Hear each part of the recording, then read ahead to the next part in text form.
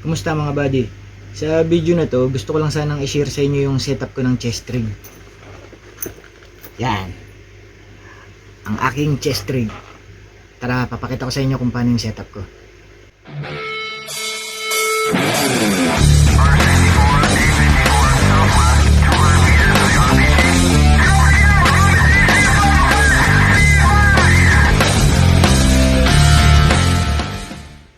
So mga buddy, ito yung aking chest rig. Kita ba? Yan. Yung setup ko ng chest rig ko, pang ano to, pang emergency situation, emergency response, SHTF, yun ng yun ng setup ko. Ibig sabihin, ang setup ko ng chest rig ay hindi siya combat setup, hindi siya pang gera, no. Pang emergency response at pang emergency situation yung setup ko.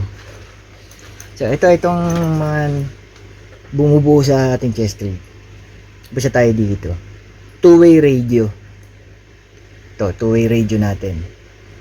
Kasi during times of chaos, during SHTF, sa panahon ng kaguluhan, more or less, napaka-importante ng two-way radio dahil malamang sa ganong sitwasyon ay walang signal at wala ring internet, so hindi natin magagamit yung ating mga cellphones, no.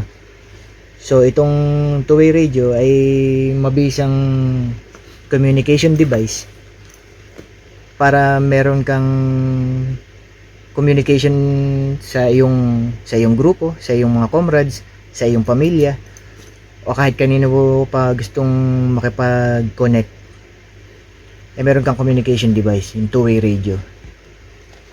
Tapos, ito naman, yung ating first aid kit. Ang first aid kit ko dito, mga buddy, napaka-basic nito. Kung tutusin, para nga lang sa sa sugat. So, ang laman nito ay merong mga gasa, alcohol, betadine, tapos tourniquet. May tourniquet. Hindi ko na kasi mahirap ibalik eh. Pero yun, sinabi ko na lang sa inyo yung laman ng ating first aid kit.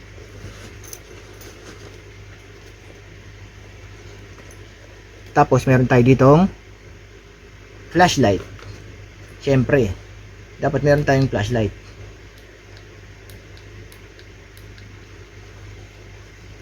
Alam na, hindi naman siguro kailangan ipaliwanag kung bakit kailangan ng flashlight sa chest rig, no. Kaya pag kailangan mo ng liwanag, meron kang flashlight. Tapos ito yung aking combat blade. Maliit lang yung combat blade ko, kung makikita nyo.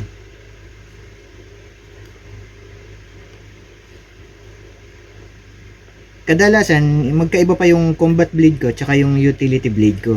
Pero dito sa sa aking chest rig, ito yung aking combat blade na. So pwede mo na rin siyang gamitin as utility blade. Kasi pag emergency naman, kailangan may magagamit ka eh. Kung mapapansin nyo, nakatali siya. Yung parang spring na telephone cord na hindi ko alam kung anong tawag eh. Pero nakatali siya. Para kung sakaling bunutin ko at mabitawan ko, eh hindi mawawala yung aking blade. Di ba? Secured pa rin siya. At saka itong gantong tali kasi, mga buddy, kahit iwas-iwas mo yan, malayo. Walang problema dito sa tali na to. Hindi siya makakasagabal sa paggalaw mo ng blade. Then, meron tayong shears. Ito sa sa first aid din to eh. Pero hindi siya kasya dito sa loob ng aking first aid kit, kaya dito siya nakalabas. Dito siya nakalagay. Hindi lang naman sa first aid mo pwedeng gamitin eh. Kahit naman saan mo gustong iputol yan eh, pwede naman. Tapos dito tayo sa maliit na bulsa. Sa maliit na bulsa natin, ang laman naman ito, screwdriver. Nababali-baligtad to, pwedeng positive, pwedeng negative. Ang mura lang nito mga buddy. Parang bili ko nga yata dito, parang 30 pesos lang. Pero in fairness, matigas siya, matibay. Bakit ba kailangan ng screwdriver? Kasi emergency situation nga eh. Malay mo ba kung kailan mo kakailanganin ng screwdriver, di ba? Isang maliit na gunting.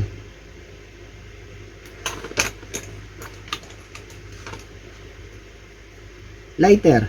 Siyempre, hindi mo naman masasabi kung kailan mo kakailanganin ng apoy pag emergency situation. So, meron akong lighter. Duct tape. Duct tape to mga buddy. Hindi ko alam kung kita sa camera kung mukha ba siyang duct tape eh. Pero duct tape to na inilipat ko sa maliit na karton para naka-flat siya. Duct tape. Naku, napakaraming gamit ng duct tape. Lalo yung mga preppers dyan, alam nyo naman kung ano ibig ko sabihin. Ang duct tape ay napakaraming gamit kung saan mo pwedeng gamitin. Matibay pa. Dito naman, sa kasunod na zipper, yung mas malaki. Pero pa ulit, tourniquet. Buti na sigurado, 2 tourniquet. Diba? Yung alamin kung kailan ka madidisgrasya eh. Tapos ito naman, precision tools. Precision screw pala. Screws. Yan. Kita nyo ba? Set ng precision screws. Sabi ko nga sa inyo, hindi mo alam kung anong tools ang basta-basta mo kakailanganin pag emergency situation. So meron pa nga akong isa dito multi-tool to, pero mukha siyang mukhang Swiss Army knife. Pero para sa pagkain to eh. So meron ito, mukha siyang Swiss knife, di ba? So meron siyang tinidor, kutsara, at napapaghiwalay ito, napapaghiwalay. Yan. Di ba? May kutsara at tinidor ka. Tapos itong tinidor, may corkscrew, tsaka may bottle opener, tsaka yung pangbutas ng lata. Can piercer. Ito namang kutsara. Siyempre merong knife. At ano ba to mga buddy? Blunt siya eh. Nakalimutan ko kung para saan eh. Pero since gamit sa pagkain to, more or less sa paggawa ng pagkain ginagamit to eh. Ayun, kung alam nyo, pakisabi sa akin kung ano yun.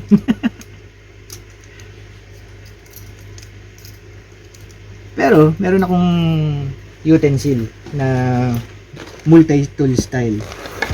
Tapos, mayroong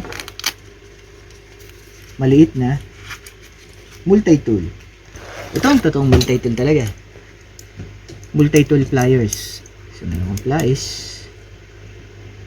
At kung ano-anong tools.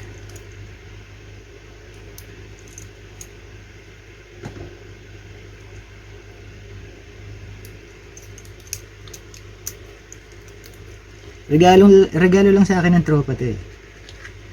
Sabi ko tamang-tama to dun sa chest ring ko. Para hindi masyadong masikip. Tamang-tama kasi maliit lang siya eh. Tapos yun lang laman. Tapos itong quick draw sa pinakalikod na part ng chest ring, yung huling layer niya, yung quick draw. Ay alam niyo naman mga buddy kung para saan tong quick draw eh. Lalagyan to ng pistol. Gets niyo na yan. Ngayon, kung ayaw yung pistol lang ilagay, kung ayaw yung lagyan ng baril, pwede nyo namang lagyan ng ibang bagay. Eh, kayo na bahala dun. Gets nyo na yun. So, yun mga buddy. Ito ang aking chest rig setup. Pang emergency response, pang emergency situation, SHTF na setup. Hindi siya combat setup, hindi siya panggera. Pero, pag nagkaroon ng kaguluhan, ito ang chest rig ko. Ganito ang setup ko. Ayun mga buddy, yun ang setup natin ng chest rig. Ganun yung setup ko. Sana may napulot kayong tips. O kung meron kayong mas magandang setup, turo nyo rin sa akin. Sharing lang, sharing. O, ingat kayong lahat mga buddy. Stay safe.